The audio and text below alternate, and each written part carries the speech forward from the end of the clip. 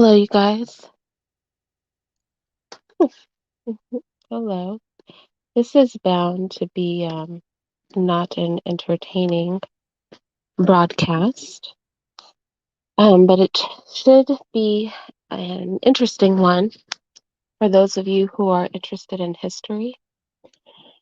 I really wanted to go through the complete Dred Scott case with you, but I literally think it's like, you guys can let me know if you want to do it. It's something that if I did it, I could literally sit here for hours because there's so much to be taken from that case that will help us understand how our country works. Um, but considering that it's the 4th of July today, there is a part of the case that I do want to go through that I think is very relevant. Okay, so let's do it. All right, so I want to get to the part of this that is most interesting to me. And for those of you who aren't familiar with the Dred Scott case, like I said, I'll go in depth about other parts of this case that are really interesting, but I want to go to the one that applies to today because it was the law of the land for many, many years. And it was the law of the land literally until when? Um, until slavery was abolished, I believe. So the Dred Scott case is a slave by the name of Dred Scott. And like I said, I have so much to say about this, but I'm going to try not to go there tonight so that we're not here for too many hours. Um, Dred Scott was a slave. He was a slave that had a wife and daughters. And this slave had been living a great part of his slavery with his family in free states. And yet, although he lived in free states, he never, he never once chose to leave slavery. And when you were a free state, you have to understand that for a slave, if you were in a free state, slavery was illegal there. So literally, slaves, if a person who had them enslaved took them into a free state, they could literally just walk away, and the law would support that, protect them. And yet, for many years, he lived with his wife and children in a free state and remained a slave because basically he liked his master. His master let him work, his master let him earn money, his master did all this, and so he never left. It was not until he was ultimately ended up in the control of a white woman, one of his master's relatives, who did not allow him to work and earn money, that he decided he no longer wanted to be a slave. And he went to the court. It's funny to me he didn't use the law simply to walk out of slavery all those years. But eventually, when he didn't like being a slave anymore because it wasn't a comfortable slavery for him anymore. And this is why, just as a side note, a lot of people ask why I'm fond of Cynthia G. And that's because I understand many people, many men, because men are the ones who fight wars, are in a comfortable slavery. Many men have the mentality of Dred Scott, who lived in a free state with his wife and children, but never chose to be free. Now, clearly, he understands the land and the law of the land to some degree because he understood it enough to take his master to court, right? And although the plaintiff, um, I'm sorry, although he took John F. Sanford to court, John F. Sanford was not his owner, okay? One of John F. Sanford's relatives, a white woman, actually owned Dred Scott at this time. But it's just interesting to me. I mean, I'm not going to get into it because there's a lot of things in the official documents of this case that could literally have us here in a very fascinating conversation about the law and judicial prudence and the United States, right? And also the mentality of slaves. But I wanted just to, for those of you who aren't familiar with this case, this does have to do with the 4th of July, you guys. Trust me, I'm getting there. But I just wanted to give you some background on who Dred Scott was. And I'm going to try very hard not to go on a rant about the mentality of a man who would take his owner to court once he stopped liking slavery. Stopped liking slavery. So he's like, I'm going to take my owner to court now and claim cruelty against myself, my wife, and my children. That's why he took his owner to court, to claim cruelty against himself, his wife, and his children.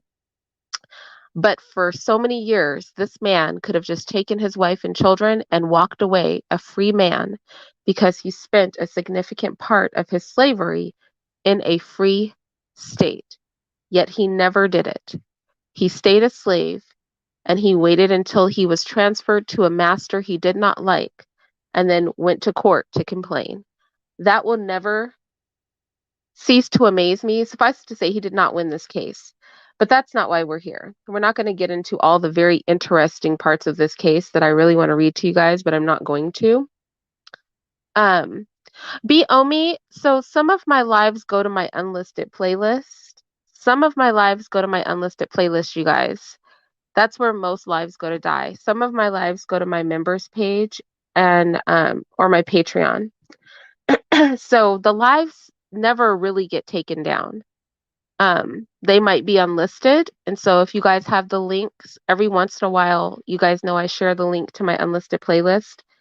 And I think it's actually listed on my playlist. Like if you go to my playlist, there's a playlist called Unlisted Playlist. So most lives that disappear, if you ever see me live and you're like, what happened to that live? It goes to my unlisted playlist or it goes to my members page or Patreon. I like to keep the content on my main, like when people first come to my page, I like to keep it really cleaned up, which is why I don't keep every single live that I do public. So just FYI for those of you who didn't know. So anyway, this case, I teach from this case. And I teach social studies. We actually read this entire case and we get into really interesting conversations that really, this case really helps you understand how the law works in our country, how the judicial system works, and really helps you delve into slavery and the structure of this country. And I could really go in on this, but we're not going to do that, okay? Now, what we are going to do is we're going to read a part that's relevant to the 4th of July. And I might revisit this case. I'll take a vote for those of you who see this and you guys can decide. But I just wanted to give you some general background on what this, what this case is. But there were 2 points that the judge thought were relevant. Okay? There were 2 things that the judge thought were relevant. Number 1, it was judicial authority to hear the case. Okay? It says there are 2 leading questions presented by the record. Jurisdiction, right, is one of the questions that the court, remember, this is the Supreme Court. Jurisdiction was the first question, okay?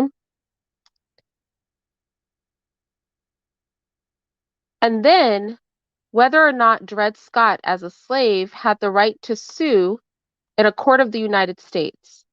The reason I want to read this case is because today is the 4th of July, and the judge on this case went on an epic rant about the Constitution, because you hear a lot of times people say, the Constitution wasn't written for us. It literally was the ruling of the Supreme Court and the law of the land that the Constitution was not written for Black people. Which is why I personally don't celebrate the 4th of July, because independence from England was white people's independence from their own oppressive country. It had nothing to do with Black people. And what's funny is there was a Supreme Court ruling that was the law of the land for many years where the judge literally says this about Black people. And this is the part that I want to read, okay? Because today is Independence Day. And let's hear what the judge had to say, because this really opens up a conversation. It really, really opens up a conversation. And let me tell you, when I say that they drag Black men openly, for the Black men who are here, they say why they do not respect Black men in this document. And it's disgusting. Um, why they gave Indian people sovereignty but refused to give Black people sovereignty. If you've ever wondered why Black people just can't go and get some reservational land and have their own unique government in the United States, this court case tells us why. Okay. This court case is epic, you guys. Like, honestly, if you have the time to read this, you really ought to read this because this court case from beginning to end is literally epic. So I'm skipping through quite a bit of it here because I want to get to the part where he basically lets us know. Remember, this is the Supreme Court. This was the ruling and this was the law of the land. Okay. So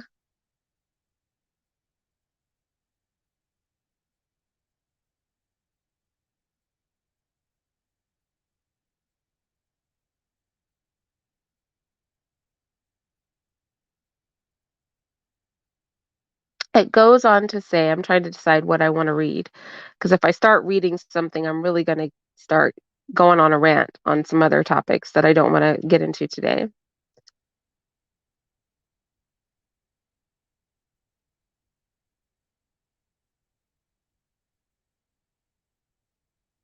All right, here we go.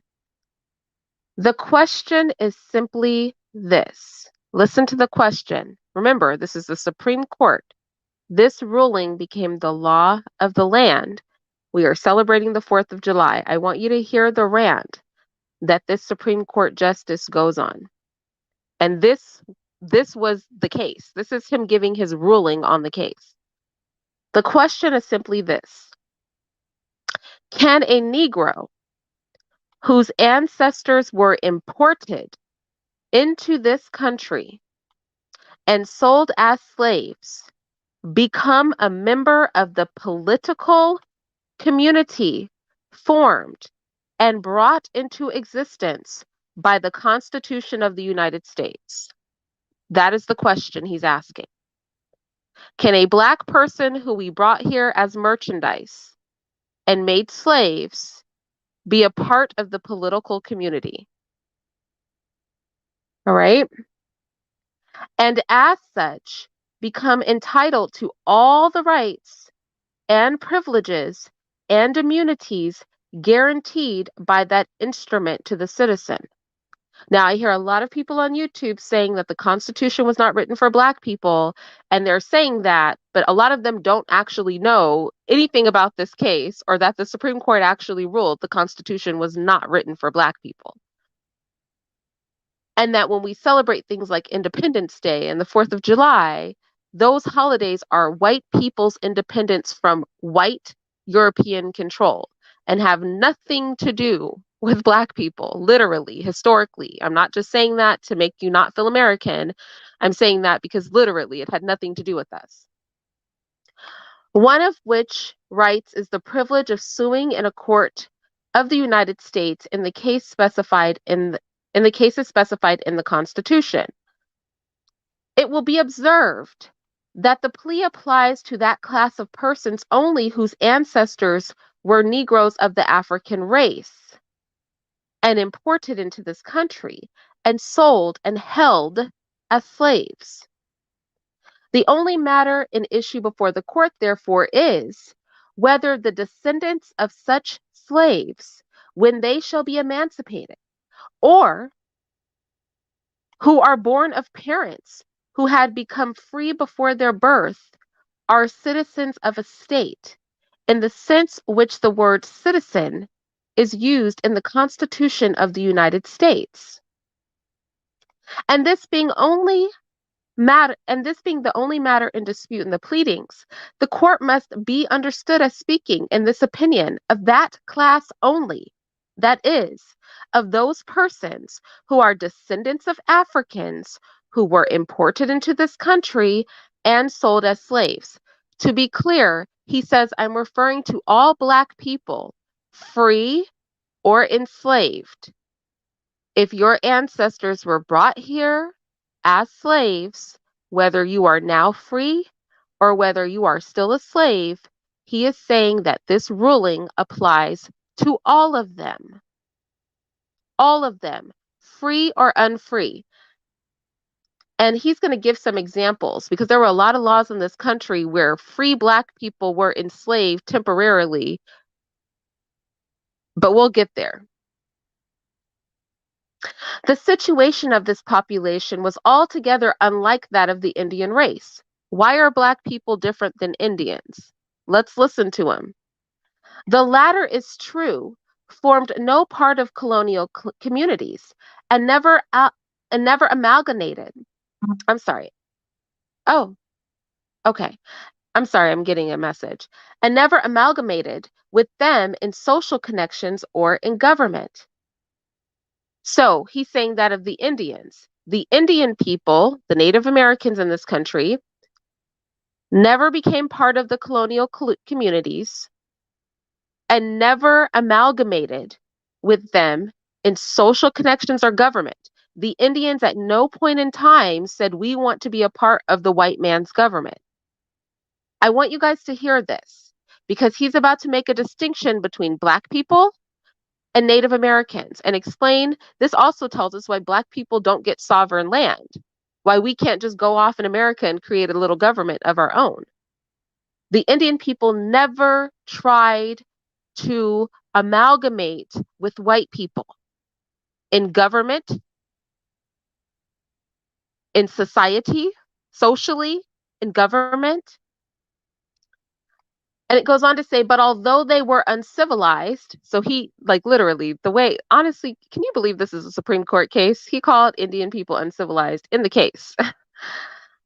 But although they were uncivilized, they were yet a free and independent people.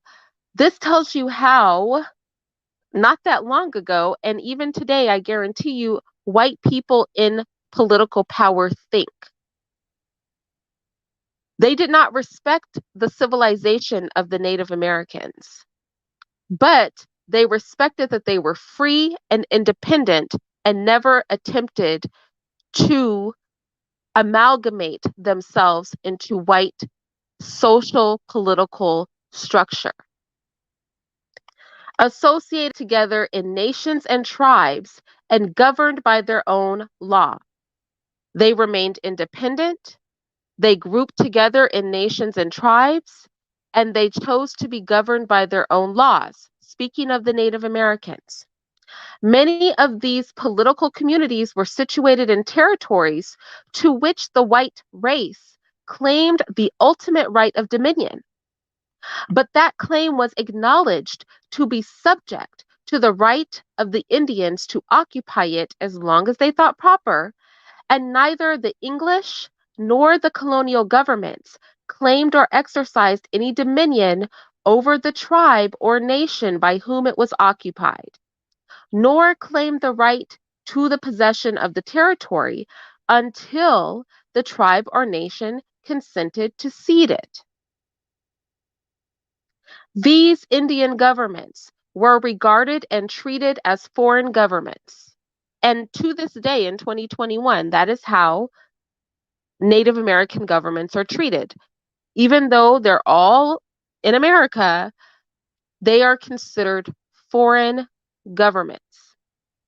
As so much as if an ocean had separated the red man from the white, and their freedom has constantly been acknowledged from the time of the first immigration to the English colonies to the present day by the different governments which succeeded each other. And there's always somebody, when I bring this up, who says, well, the Indians are, not treated that well. Well, you know what? They're still allowed to have their own governments, though.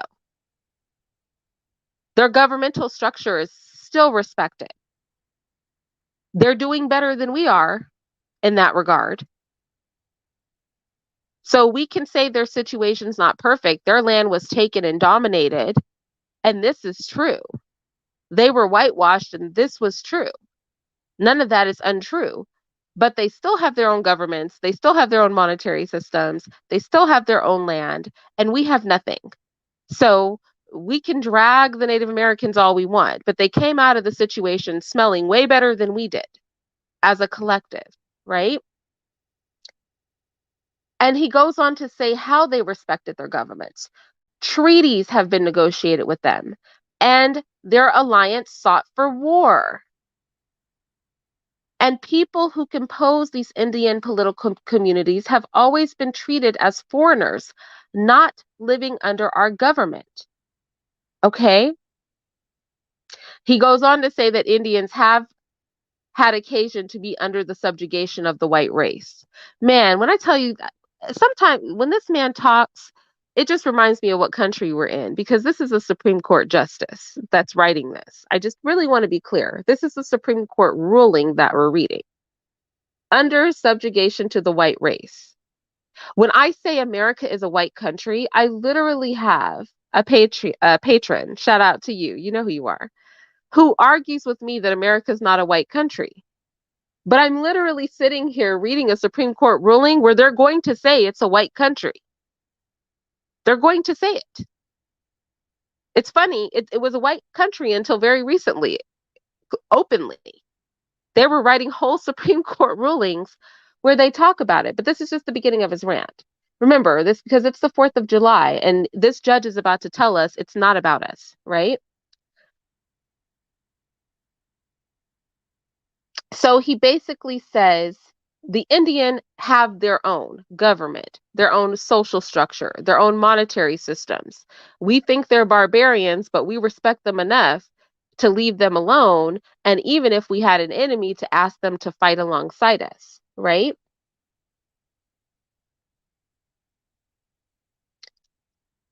And that if the Indian were to come into America, now this is interesting because a lot of people say, well, foreigners come here and they get all the advantages.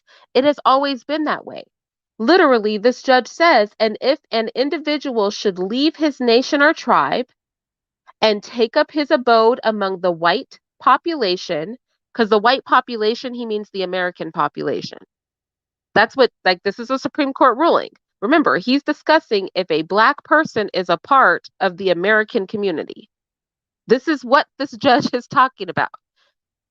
He said if an Indian person, a Native American, were to take up his abode among the white population, he would be entitled to all the rights and privileges which would belong to an immigrant from any other foreign people.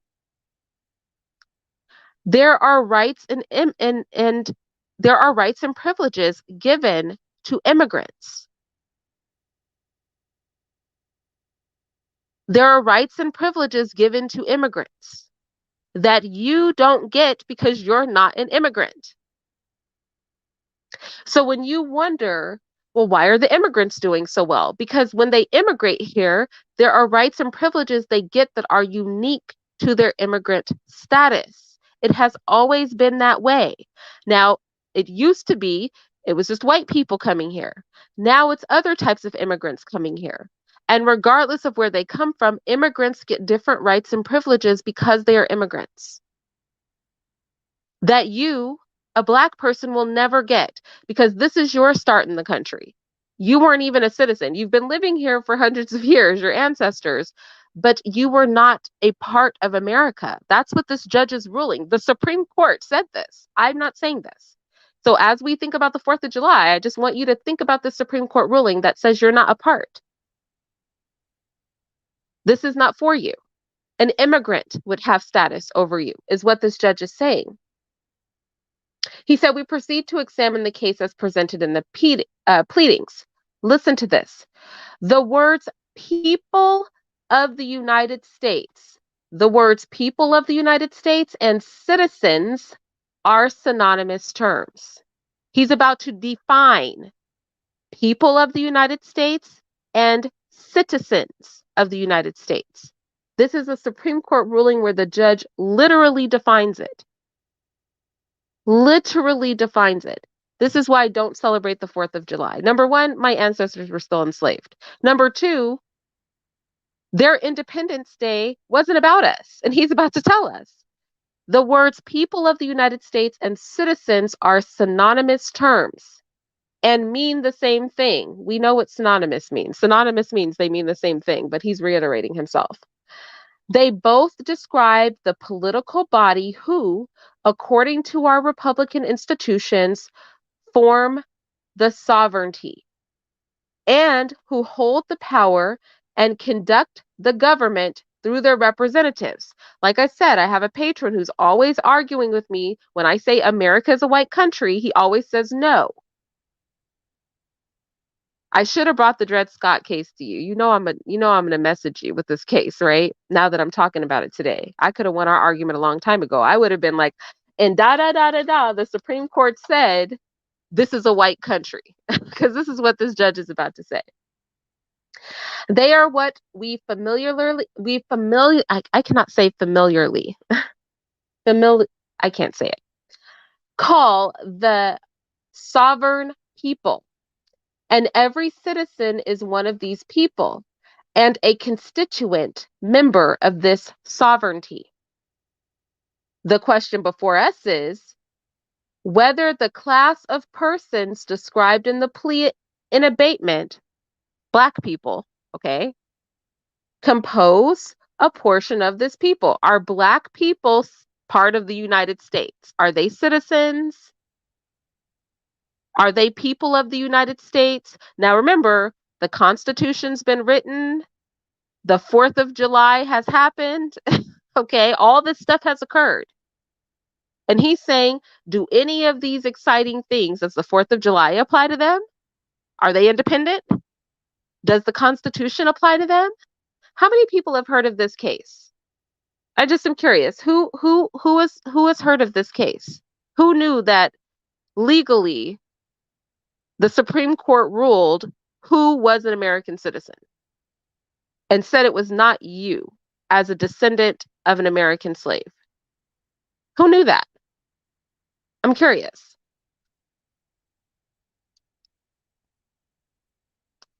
And our constituent members of this sovereignty, we think they are not. Remember, this is the Supreme Court. And that they are not included. Hear this. And were not intended to be included. Not only are they not citizens, they were never intended. When the Constitution was written, nobody was thinking about Black people, is what he's saying. They were not intended. And he's going to break this down. And I really wish that schools would teach it this way, because we know, the amendments that have been done to the Constitution, but we don't understand why those amendments had to be made. This Supreme Court ruling is why those amendments had to be made. Why Black people had to be forcibly given exception of citizenship. And this is not what they teach you in school. They teach you those amendments were made to free the slaves. Those amendments were made to make you citizens. Because the Constitution, the Supreme Court already ruled, did not intend to include specifically Black people. It was more inclusive of an immigrant who came to this country than you. That is what this judge just said. Under the word citizens in the Constitution, and can therefore claim none of the rights and privileges which that instrument provides for and secures to the citizens of the United States. On the contrary, they were at that time considered, he's talking about the time the Constitution was written, Black people were considered as a subordinate and inferior class of beings. Why were they subordinate and inferior? This is why I say all roads lead to revolution. You guys have heard me say that so much. That's what my channel is about for the new people here. My channel is about socio-political revolution. All the stuff I talk about here is only to get you to understand that all roads lead to revolution. All conversation, the gender war leads to revolution. Seriously. You give me a problem, you give me an issue, I'll show you how it leads to revolution eventually. After we finish talking it out, you know where this is going, right? Why were they why were Black people considered subordinate and inferior? Okay? You see, I really detach myself from this. I'll say things like, why were they considered subordinate and inferior? Because I cannot relate to being categorized this way, even though I'm aware that he's talking about our people. I just vehemently reject this. But it's because they had been subjugated by the dominant race. I guarantee you, white people think we are subordinate and inferior now. I guarantee it. Because we are subjugated by the dominant race. And whether emancipated or not, listen to this, whether free or not, all right, yet remained subject to their authority. I think this is really important because Black people will say, well, slavery is over. Black people will say, well, slavery is over. He just said, whether a Black person is emancipated or not, you are still subject to the authority of white people. You're still subject to the authority of white people. I dare somebody to challenge that today. Challenge if you are not ultimately, at the end of the day, subject to the authority of a white government. I dare somebody to challenge it. And I don't want to hear, we have 50 people, in government. We don't even have that many people. I don't want to hear we have, 20 people in government. So we're, it's not a white government. Don't play the games, right? And had no rights or privileges, but such as those who held the power and the government might choose to grant them. I want you to tell me how it's different today. What rights and privileges do you have that the government does not choose to give you? Huh? Even the amendment that forcibly makes you a citizen of the United States, because the Supreme Court ruled the Constitution was not written for you. You are not a citizen. You are given privileges by the government. It literally says you have no rights or privileges except the ones that the people who have power and the government choose to grant you. In 2021, do you have any powers that the people in power and the government don't choose to grant you? That's a real question. Has anything changed? I'm going to skip over something and let's get to there. Something else. He said, in discussing this question, we must not confound the rights of citizenship, which a state may confer within its own limits, and the rights of citizenship as a member of the Union. Okay? Listen to this. What he's saying is a Black person can be a citizen of any state. The state of California, the state of Georgia, the state of Florida, the state of New York, okay? A Black citizen can be a citizen of any state, but that has nothing to do with whether or not they're a citizen of the United States. That is what he's saying. I don't know if I just want to make sure everybody understands what he's saying. And that's why I said this court is really, this case is a really fascinating case to read, because this is why when we talk about the emancipation of the slaves and things like that, when I teach it to my students, I always say that the war was not about the slaves. It was about state sovereignty. right? It was about state sovereignty, which is why Lincoln said, if we could get around this without freeing any slaves, I wouldn't free any slaves. But there's just no way around this without freeing some slaves,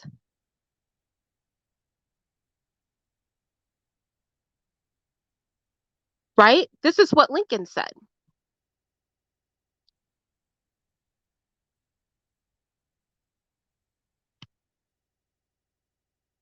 This is what Lincoln said, right? So he said, don't confound state citizenship with federal citizenship.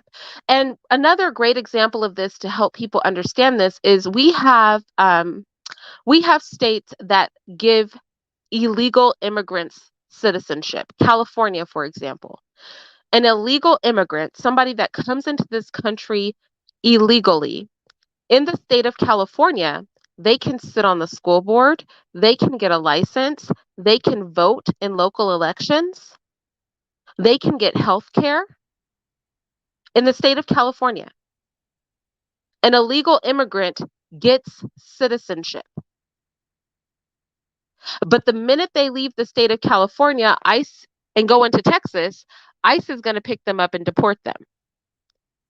To this day in 2021, individual states have the right to confer citizenship on individuals, but the United States does not have to respect that citizenship.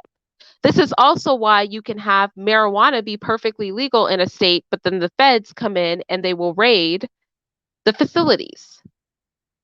Because a state can have a group of laws that are different from the federal laws. The state can confer citizenship on a person, but the federal government may not confer citizenship upon them. This is why the federal government conferred citizenship onto Black people at some point, so that they could trump state sovereignty.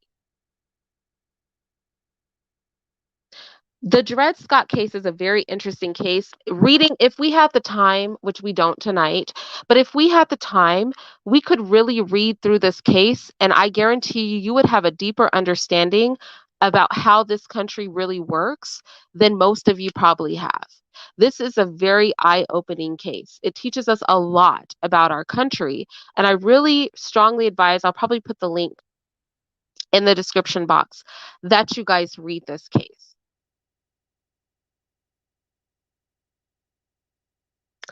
All right, let's keep going.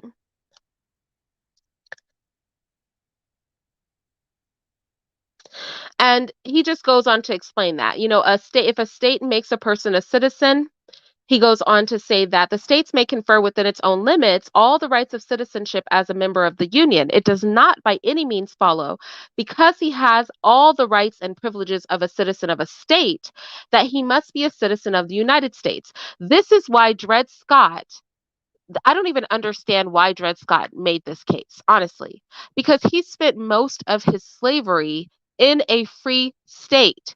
At any time, Dred Scott could have taken his wife and his daughters, and he could have literally left his master and would have been protected by the state.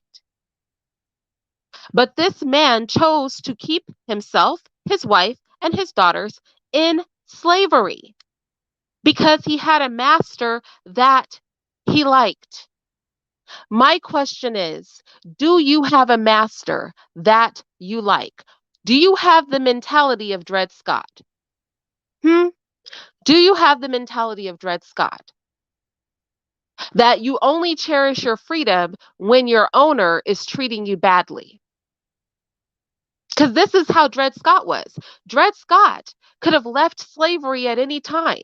He spent the majority of his years as a slave, several years as a slave in his adulthood, in a free state.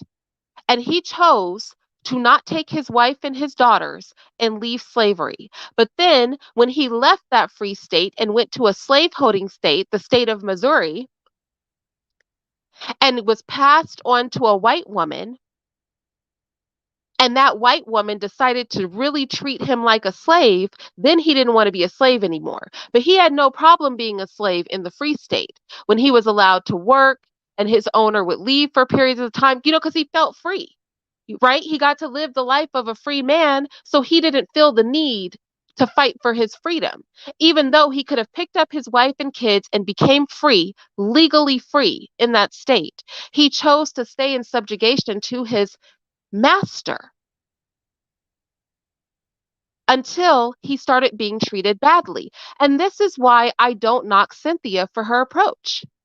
Because some people will never seek freedom as long as they are comfortable in slavery.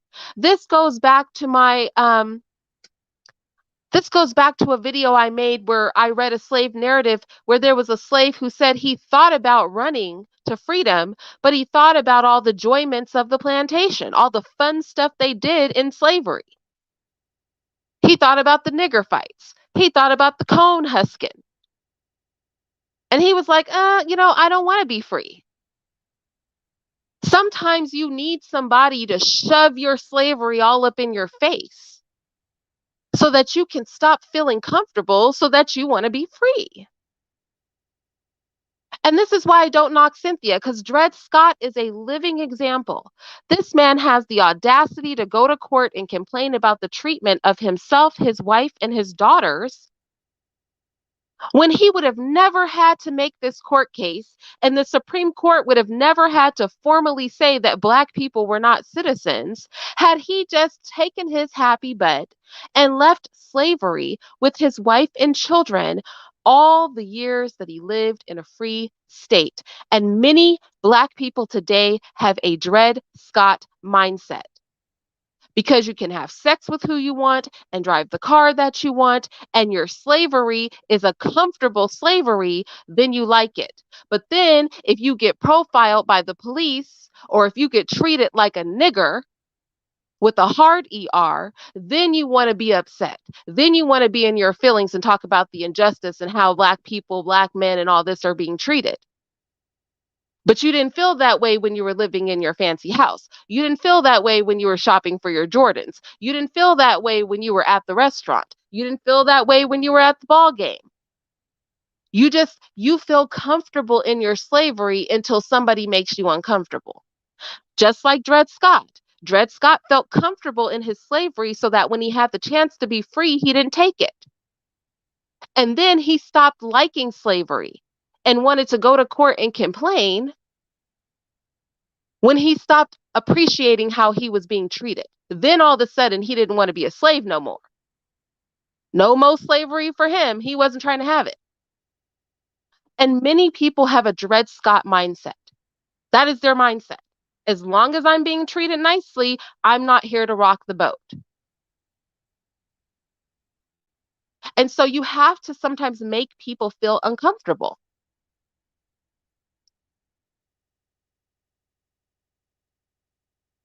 You have to sometimes make people feel uncomfortable. Yes, goodness rated. And a comfortable misery. And sometimes you need the reality of the thing shoved in your face. That's why I'm going to shove this in your face on the 4th of July. I don't celebrate the 4th of July. Not when there's a Supreme Court ruling in this country that overtly says that the 4th of July wasn't for me, because the 4th of July wasn't America, including Black people, gaining their independence from the European. But let's get to the part where he says this, because he literally says the Constitution was written for white people to get us away from Europe. The 4th of July is about us getting away from Europe. All this stuff is about us white people getting away from British control. It has nothing to do with Black people. This is literally what the judge says in the Supreme Court ruling. So let's take a look at it. He goes on to say, it is very clear, therefore, that no state can, by any act or law of its own, passed since the adoption of the Constitution, introduce a new member into the political community created by the Constitution of the United States.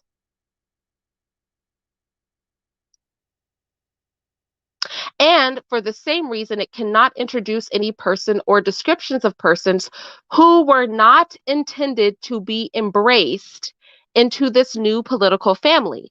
The United States was a new political family. It is a young Western country that was established by white people for white people who did not want to be in Britain.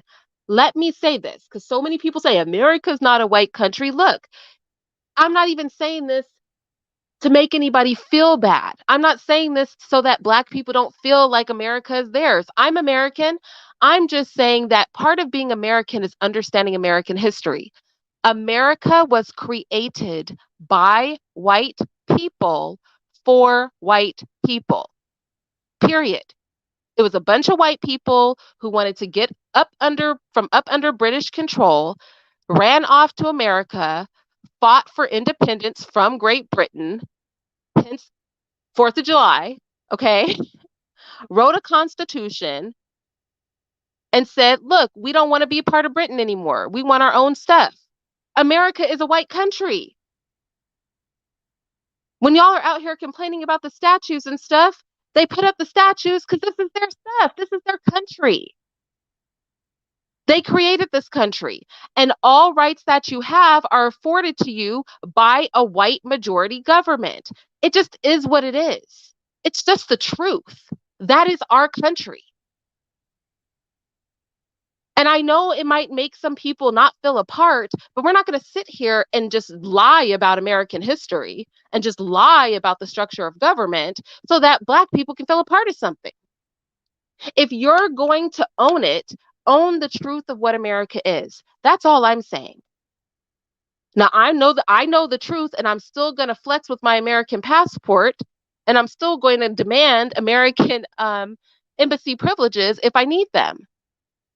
But I'm also not going to sit here and pretend that I don't understand that that's why I push for socio-political revolution, because there is a glass ceiling to how far a Black person, or Black people, I should say, as a collective, are going to get in a country that white blood was shed to build. They left Britain and came to America to build a country for white people. That country is called the United States of America. These are facts. They killed the Native Americans and enslaved Black people so that they could have a country for white people. These are just historical facts, to the point that the Supreme Court said it. They said you weren't supposed to be embraced as a part of the new political family of the United States. It says the question then arises whether the provisions of the Constitution, listen to this, in relation to the personal rights and privileges to which a citizen of a state should be entitled, embraced the Negro African race. Literally, the Supreme Court is just going to lay it out for you. Denial over, okay? If you want to deny what America is at its core, strangely enough, the highest court in the land put it straight for you. This man had a whole statue built to him. I know, in these politically correct times, you have people trying to pretend like this man never existed. But let's remember, this was the law of the land. He was a Supreme Court justice. He wrote this, okay? They literally had to change the federal laws that were established by this case. To a point, remember, because slavery is still legal if you lock people up. So they changed the federal law to a point, I should say. So, did it embrace the Negro African race? Did it embrace the Black people that were here, bonded or free, or any Black people that would be imported afterward? Or any Black people, listen to this, or any Black people who had then or should afterwards be made free in any state and be put into the power of a single state to make him a citizen of the United States, right?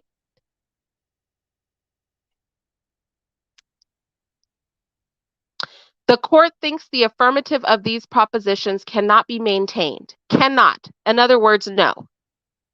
And if it cannot, the plaintiff in error could not be a citizen of the state of Missouri within the meaning of the Constitution of the United States and consequently was not entitled to sue in its courts.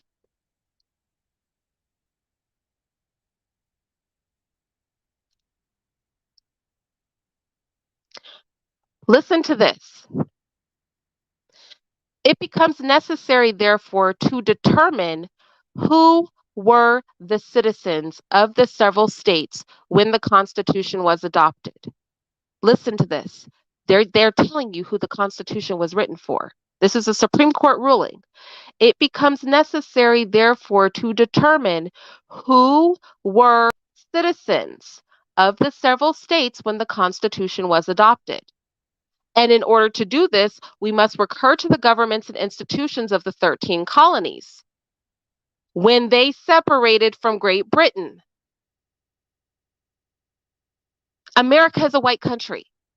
The 13 colonies were British people who separated from Great Britain. We all know this history. You know the level of cognitive dissonance to know this history? Like, we all know that this is the history of the United States, and yet so many Black people will say America is not a white country.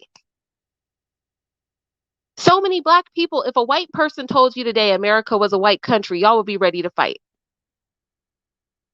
But literally, when we talk about the 13 colonies, those were British people.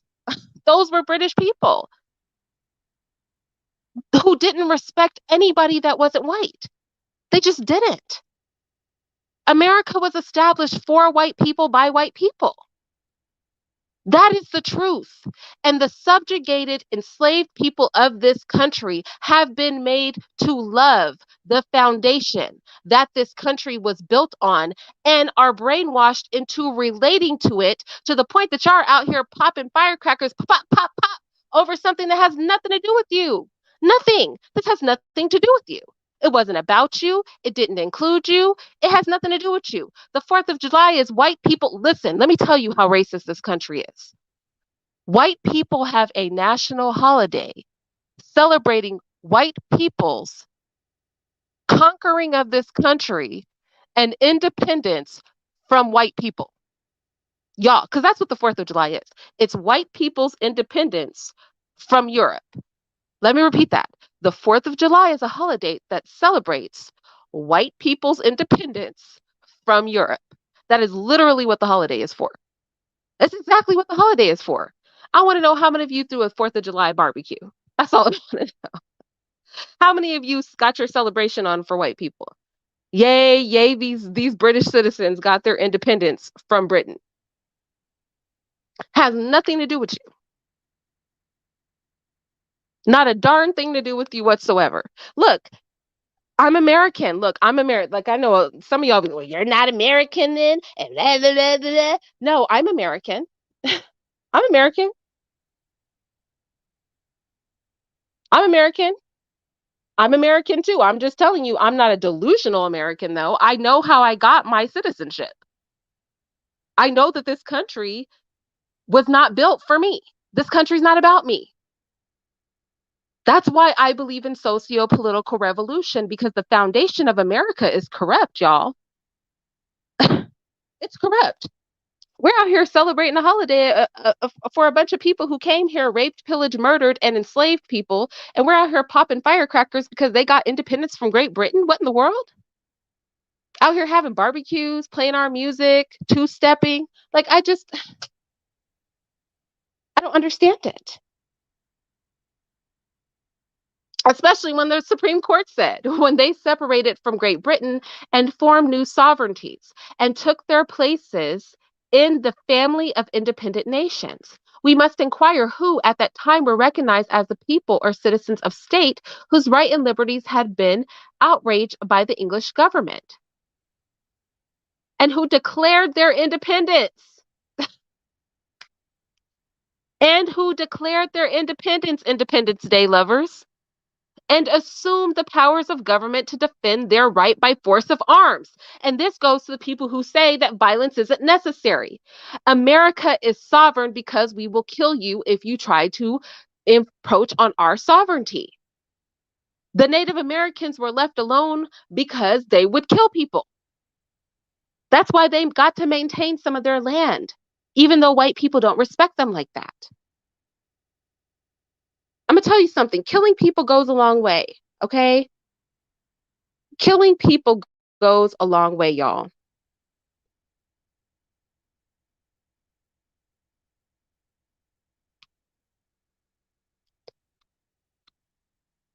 Killing people goes a long way, y'all. You would be surprised. Even the Supreme Court recognized that. They said, we will defend our rights by force of arms. We will kill you. If you're not willing to kill, you'll never be truly free. Somebody asked me, you know, did I think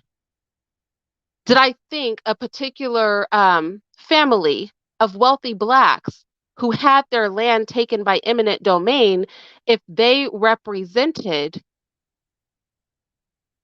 kind of the upper crust of black people? I said, well, they had their land taken and they did not defend it. So if you think being a punk, being somebody's bitch, buying a bunch of land and then the government just comes and takes it from you because they feel like it, is the upper crust of black people? Sure, I guess they are the upper crust of black people. I mean, if that's how we're moving out here. But to really have freedom, you must be willing to shed blood to maintain it. Those who don't shed blood don't have freedom. And collectively, black people are not about that life. We're not about that life. The only blood we're trying to shed is black blood, okay? Now, we'll shed the heck out of some black blood. I know right now there are people on YouTube crucifying me, but they won't go crucify a white person. They'll crucify the heck out of me, though, right? The police are running around here taking people to jail because threat of violence is how you maintain power. That's how you get power. The Europeans didn't come over here and the Indians were like, oh man, why don't you just take all the country? We'll just put ourselves in these little pockets. No, they used violence. That is how you get power. Somebody literally said to me, I wanted to make a whole video on this, y'all. I'm going to make a whole video on this. Somebody said to me, white people gain power by opening up stores and, restaurants. And I was like, what are you talking about? That's not how white people got power by killing people. That's how they got power. They killed people. They started chopping off arms, legs, murdering people, and then the person who didn't want to fight lost. Okay, the person who was willing to be the least violent became the loser. That's how and then they built governments and monetary systems and all of that. But they killed people. That is how you gain power and maintain it. And the Supreme Court knows this. That's why we have a standing military. We're not running around here talking about let's just have a conversation. Let's legislate our way into, safety with other nations. No, we have a military who will kill you. And we'll also talk. The talking is so that we don't kill you. I mean, honestly, that's why we have treaties amongst nations and things. The talking is because if we don't talk, there's going to be violence. If people don't fear threat of violence from you, there's no reason for them to talk to you. And that's why you don't have reparations for those of you who want to. Y'all know I'm about a different type of reparations. Go watch my reparations video. But that's why you don't have reparations. That's why you don't have any political power, because people negotiate with terrorists. Okay, just put it that way. Okay, when white people came into America and started just killing people and being violent, then you want to come into a treaty with them. When they went into the Congo and started chopping off arms and legs, well, then, when they went into South Africa, when they went into Australia, you follow where I'm going with this? Then all of a sudden, people want to cooperate. And fast forward a couple hundred years, and we're all sitting here so whitewashed in the brain, in such a state of cognitive dissonance, we won't even accept the reality of how we got here. We're just sitting humming around, having 4th of July hot dogs, completely detached from reality. Completely detached from reality. It's amazing, honestly. It's amazing, honestly. It's real honestly, it's a thing. It's a work of art. I mean, art at our expense, but it's a work of art.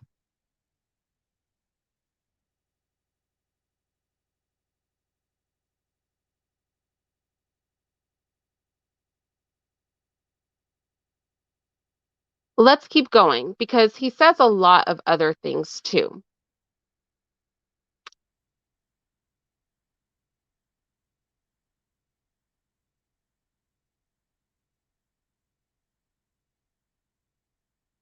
He goes on to say, what did white people do? Why are black people not citizens? Why don't we really pay them any attention? He said, and in no nation was this opinion more firmly fixed or more uniformly acted upon than by the English government and the English people. Listen, they not only seized them, meaning black people, on the coast of Africa, and sold them or held them in slavery for their own use, but they took them as ordinary articles of merchandise to every country where they could make a profit on them. Oh my gosh, when I tell you, man, the language of this Supreme Court ruling, it has me, every time I read this, y'all, it has me on the floor. I just have to read that again.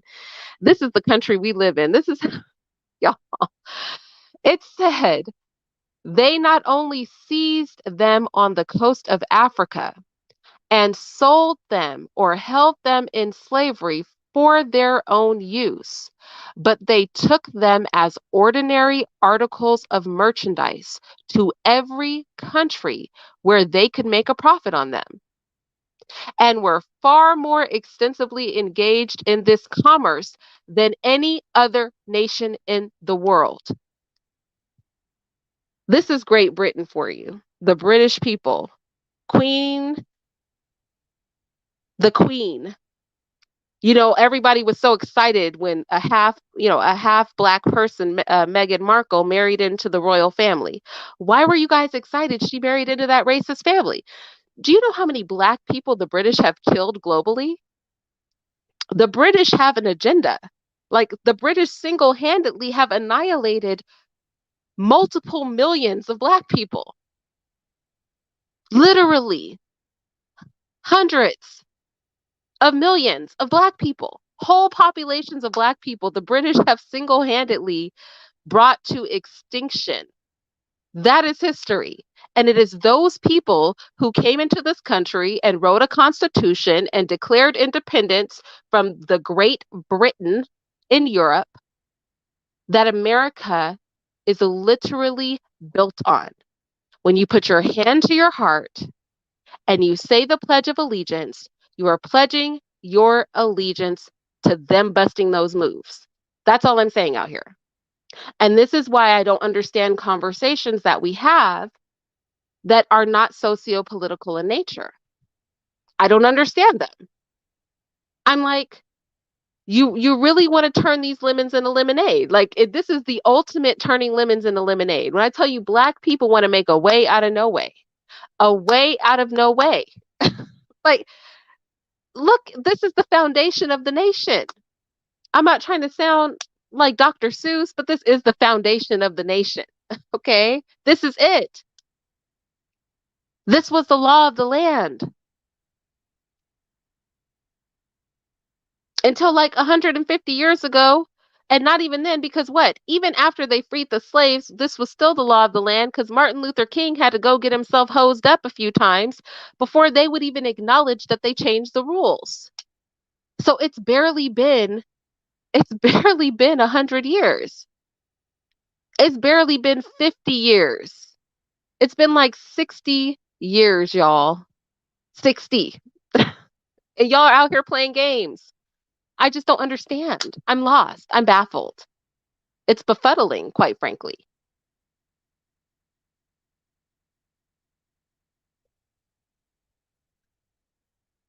It's befuddling. Let me share my screen with you. Hold on.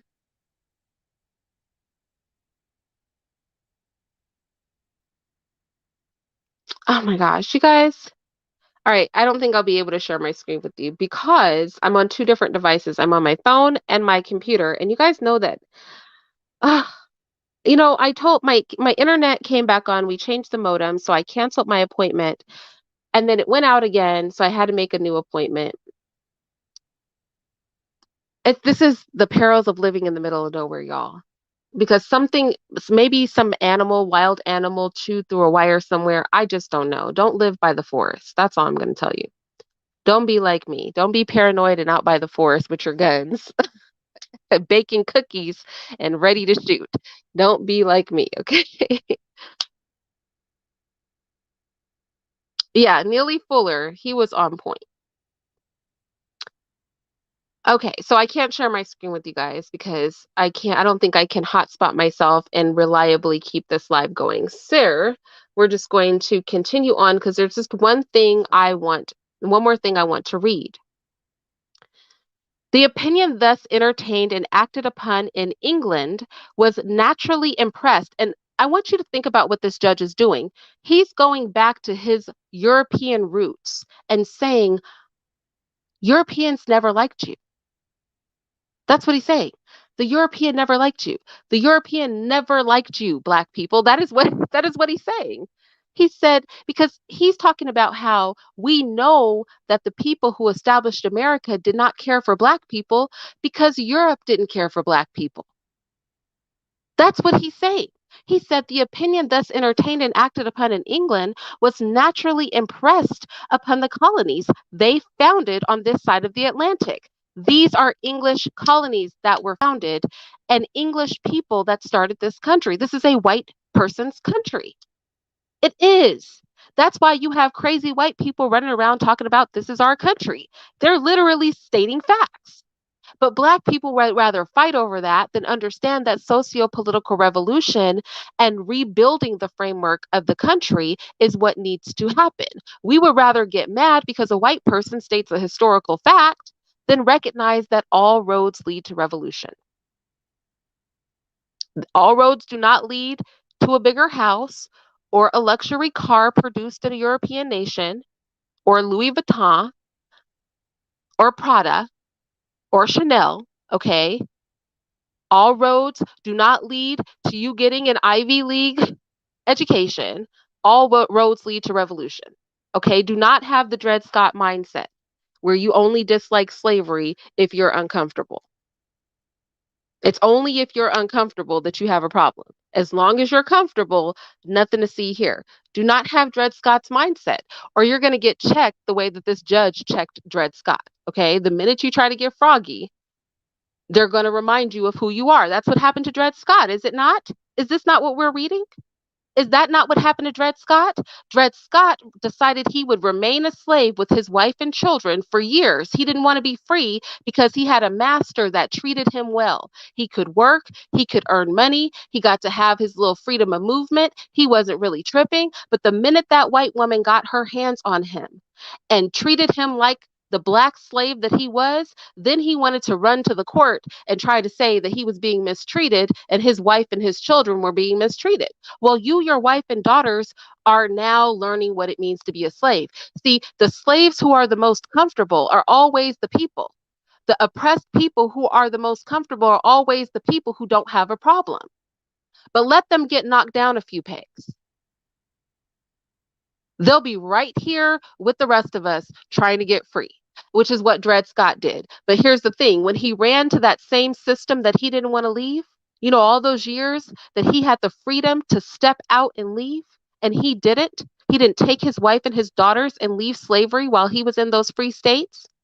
The minute he stepped and went to the court of the land to try to get some respect as a husband and father of two daughters, he was told exactly what he was. He said, accordingly, the Negro of the African race was regarded by them as an article of property and held and bought and sold as such in every one of the 13 colonies, which united in the Declaration of Independence. This judge said there was not even one of the 13 colonies where a Black person was not considered property. You always have people that want to point to the 13 black people who were free. But the Supreme Court put the historical record down on paper for us and said all of the 13 colonies saw black people as commodities, not people, not citizens.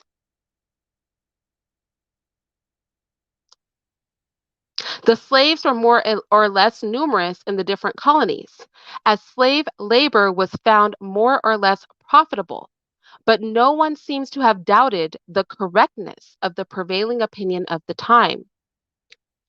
That's for those white people who are like, well, all white people didn't really feel well. Apparently they did. Okay. Apparently nobody, if they had a problem, it wasn't that big of a problem. That's why slavery went on for 500 years. White people didn't mind, and black people clearly didn't mind. Clearly. And we don't mind today. It's actually rather infuriating. I've never seen such passivity. I've never seen such passivity.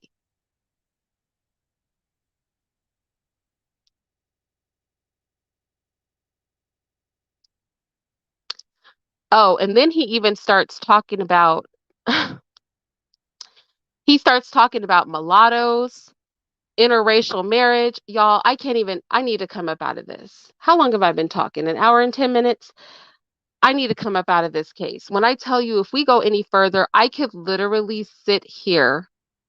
Goodness. I could literally sit here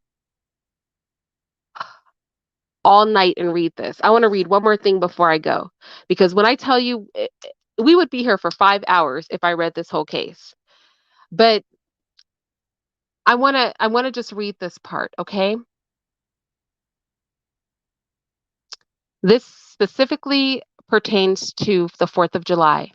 We give both of these laws in the words used by the respective legislative bodies because the language in which they are framed, as well as the provisions, he's talking about the Constitution of the United States, contained in them, show too plainly to be misunderstood the degraded position of this unhappy race. The unhappy race are black people. That's who he's calling the unhappy race. They were still in force when the revolution began and are a faithful index to the state of feelings towards the class of persons of whom they speak and of the position they occupied within the 13 colonies in the eyes and thoughts of the men who framed the Declaration of Independence and established the state constitutions and governments. They showed that a perpetual impassable barrier was intended to be erected between the white race and the one which they had reduced to slavery. He literally says white people reduced black people to slavery. So for all those black people who were like, we were kings back in Africa, you know what? He acknowledges you were kings back in Africa. We were kings and queens in Egypt. Okay. Y'all act like Egypt is the end all be all of Africa. Africa is the second largest continent on the planet. But you guys are always out here acting like Egypt is the pinnacle of all of Africa, which it's not. But he acknowledges that you were once great. And then he goes on to say that you were reduced. You were reduced to slavery. This kind of blatant honesty, I'm going to tell you right now, this kind of blatant honesty, I mean, you really can't fault it, can you? I can't fault it. I can't fault it. I wish I wish more people were this honest. I honestly do. I wish more people were this honest. This judge did us a big favor with his honesty. He said, the degraded condition of this unhappy race,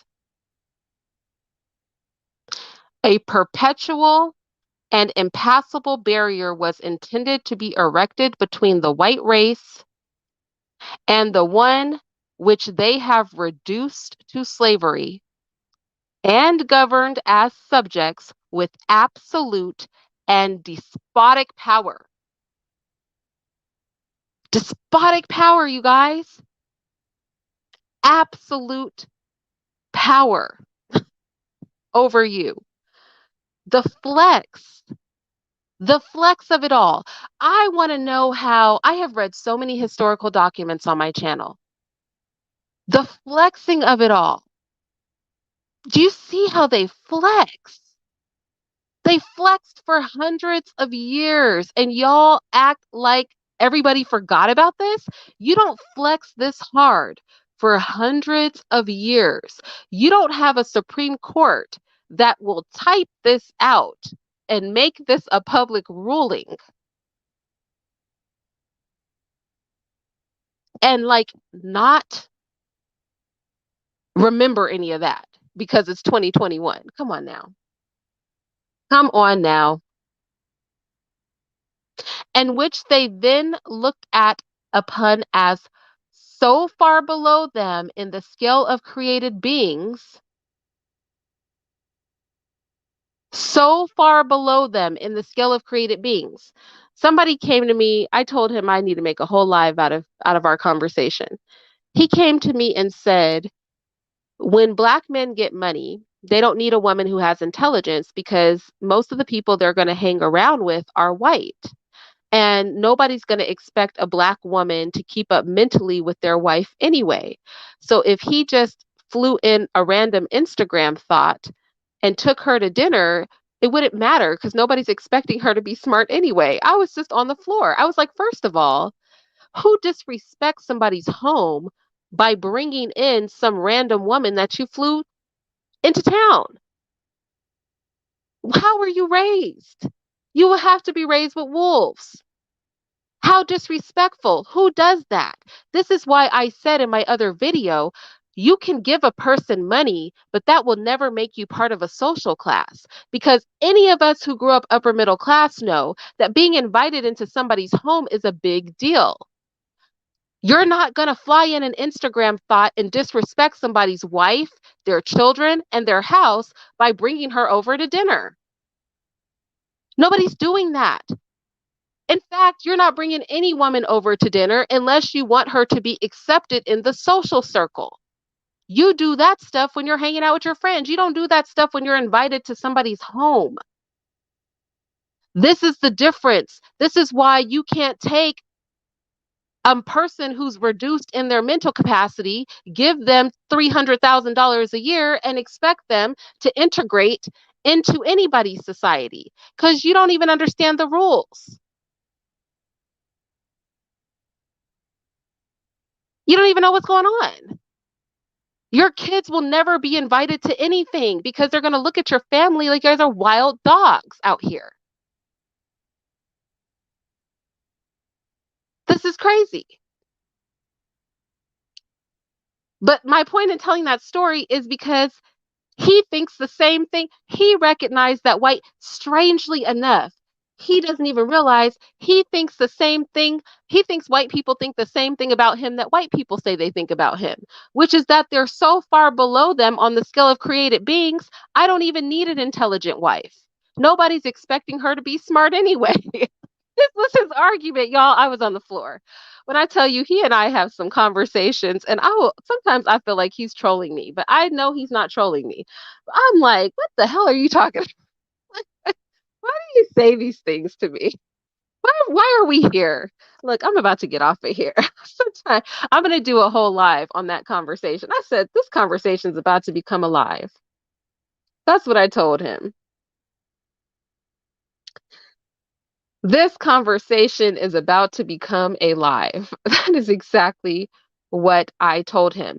Okay, let me go. I want to read one more thing. I keep saying that, but when I tell you this Dred Scott case has me on the floor every time I read this case, I'm going to tell you it's going to upset you a little bit. But read this case. Just take the time to read it from beginning to end because this case is so fascinating to me.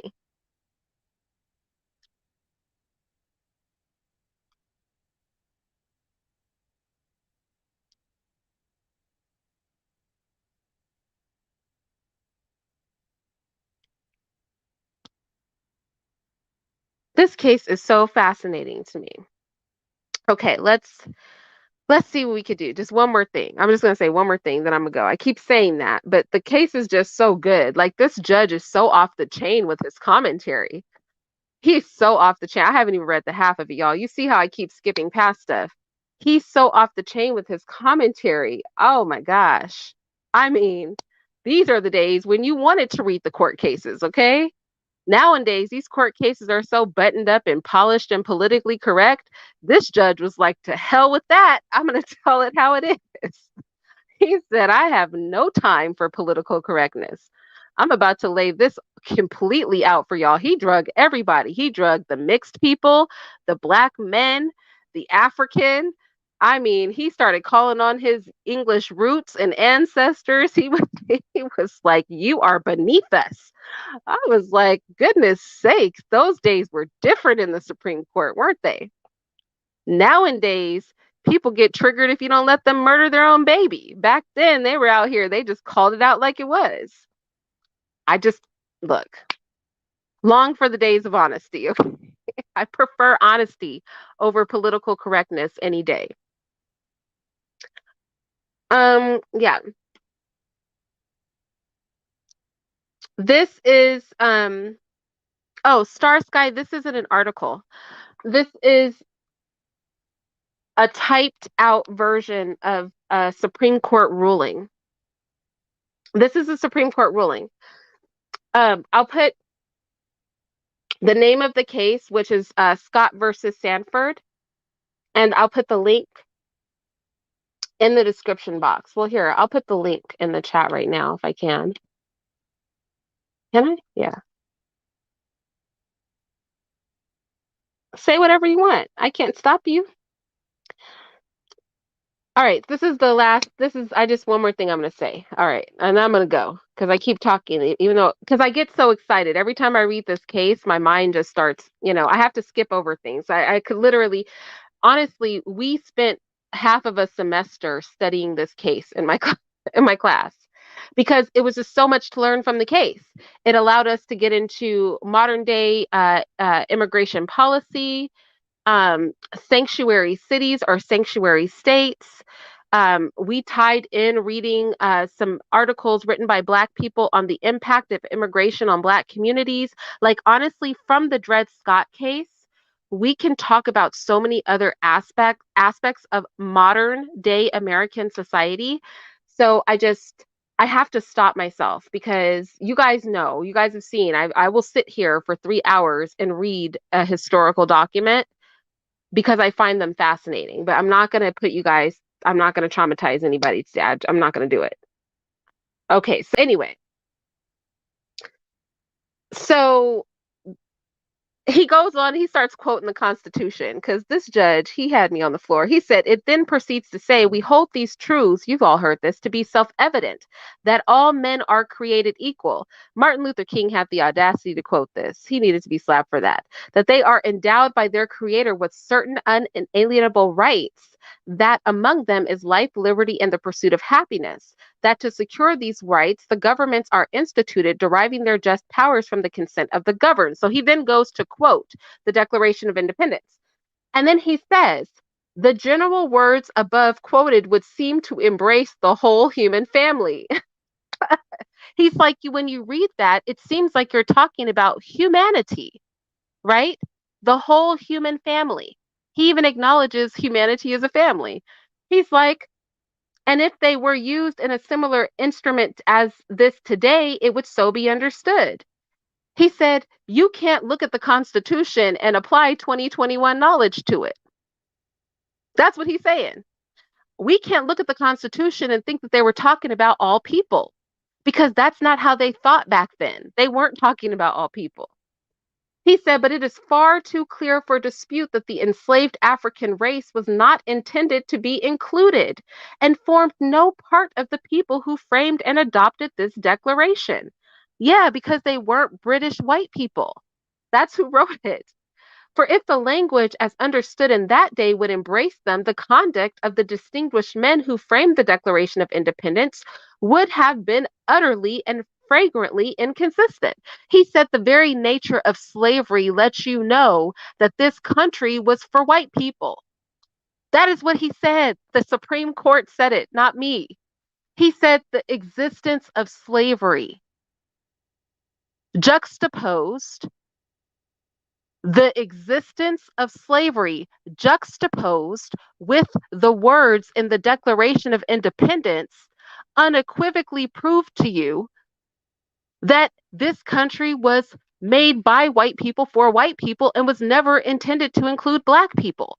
Because if it was, then slavery wouldn't make sense. It wouldn't make sense to say that all men were created equal and deserve life, liberty, and the pursuit of happiness. It wouldn't make sense for them to be talking about black people and then have 500 years a slave. You follow what I'm saying? He said common sense. He said come up out of your cognitive dissonance. It's bad when white people have to tell you. You realize that this ruling is to a black man. He's writing this as his Supreme Court ruling in a case that a black man filed. He said you have cognitive dissonance. The fact that you're a slave lets you know we weren't talking about you.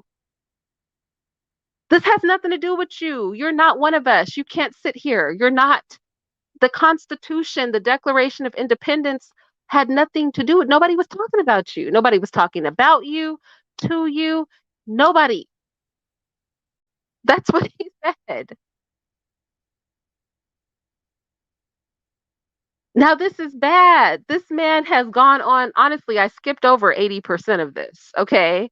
He went on a whole rant. He's like, I want to really lay this out for you. Okay.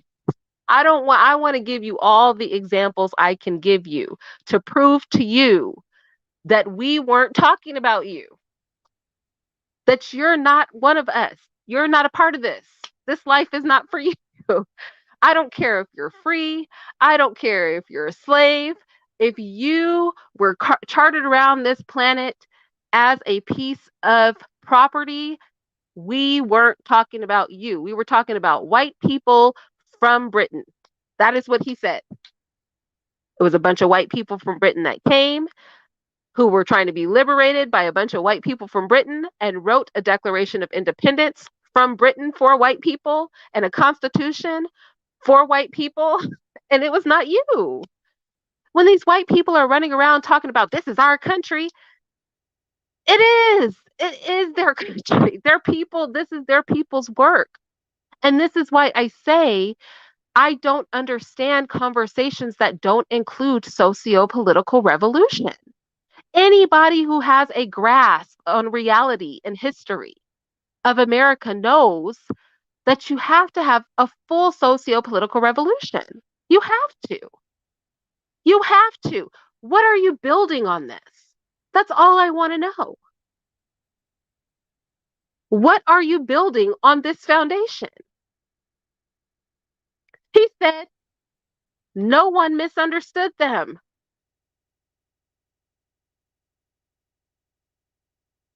He said, they knew that it would not in any part of the civilized world be supposed to embrace the Negro race. He said nobody on the whole planet thought we were talking about Black people.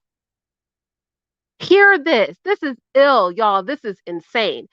This Black man did not take his wife and children and leave slavery for all the years he was in a free state because he was comfortable with the master that he had.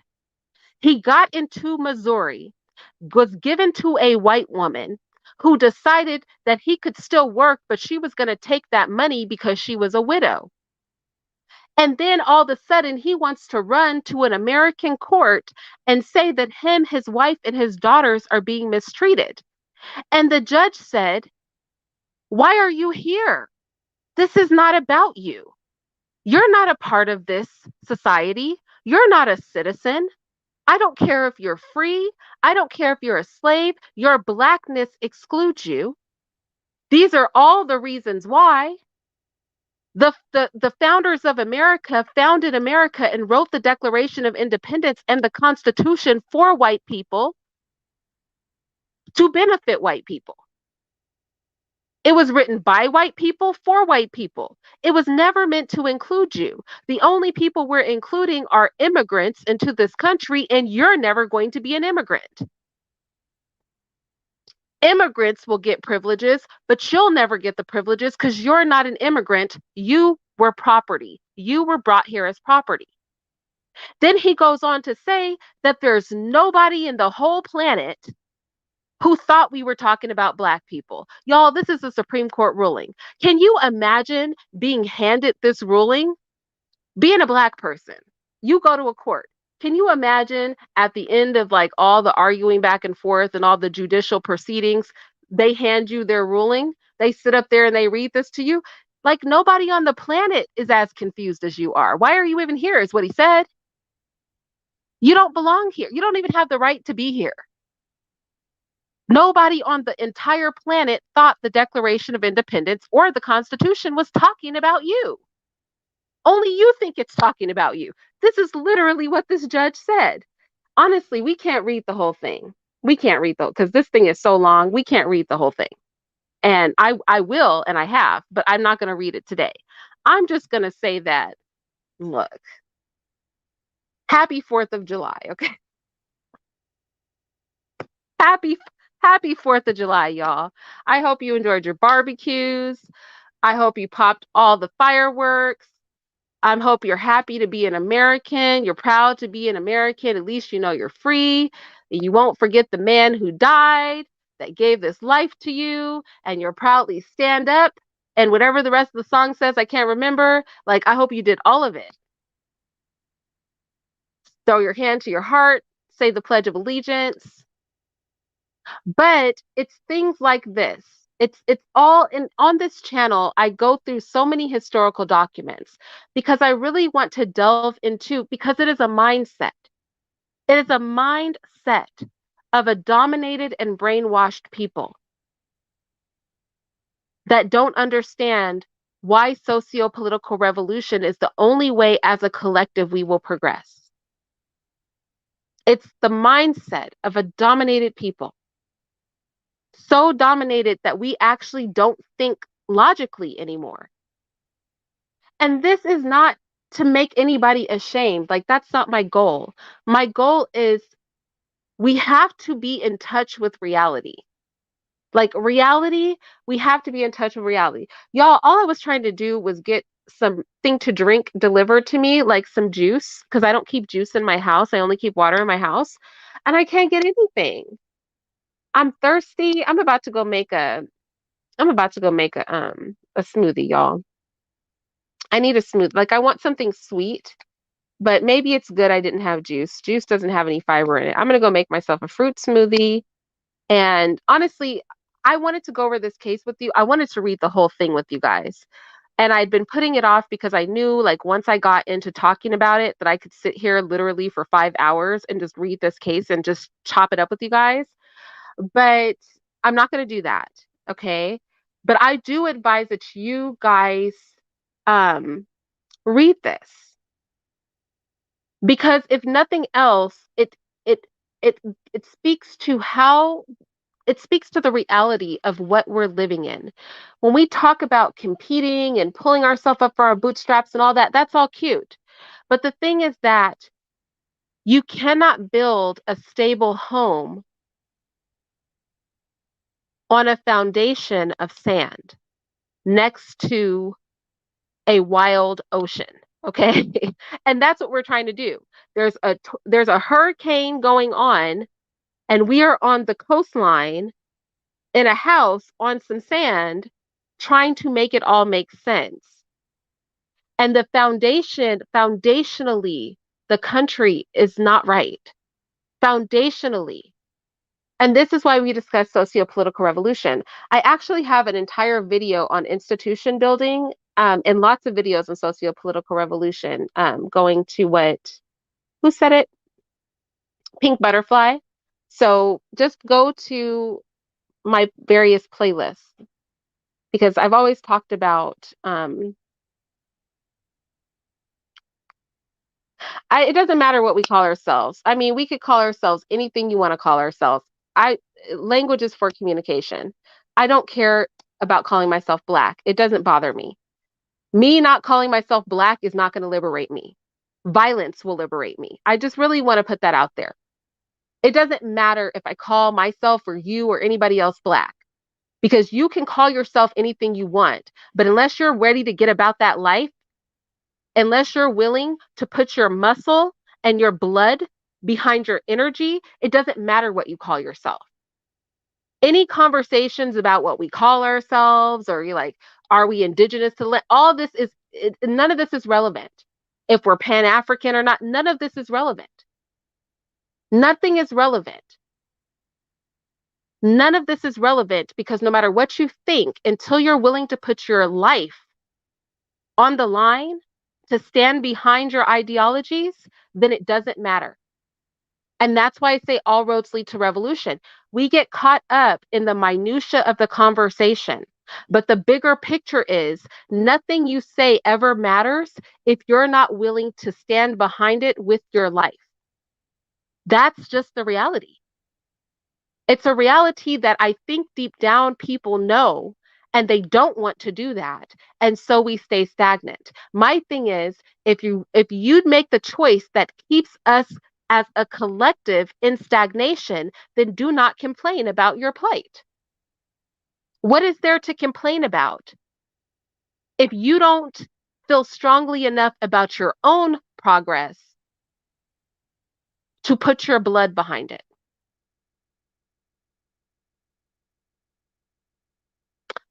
It's the mentality of Dred Scott.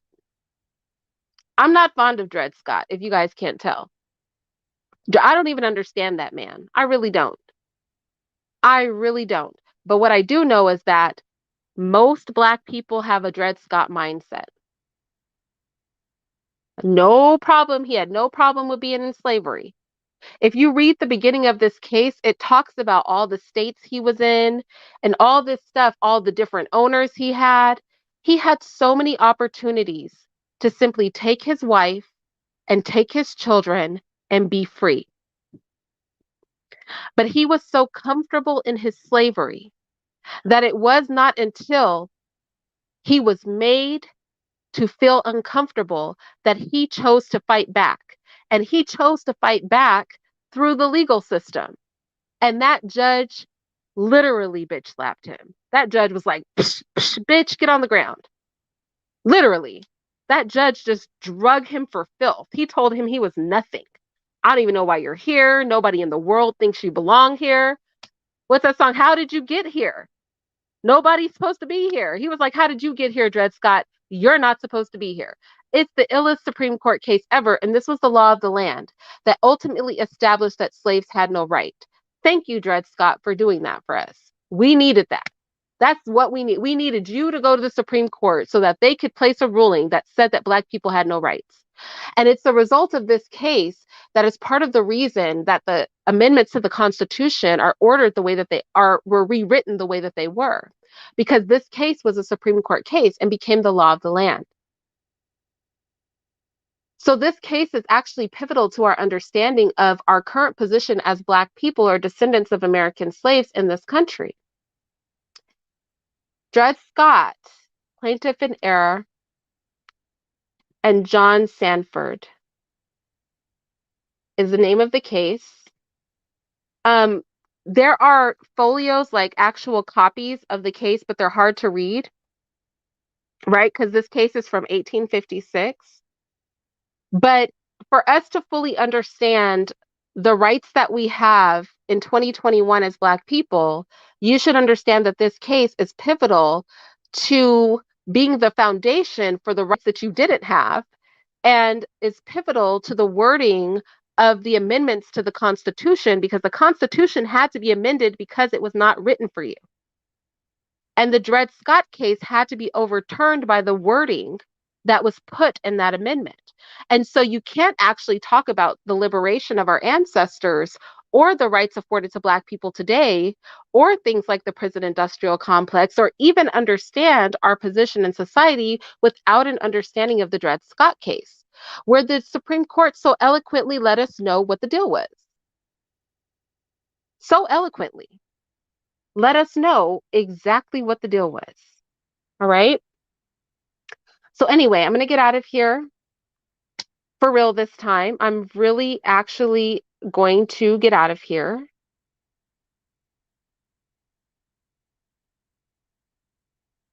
And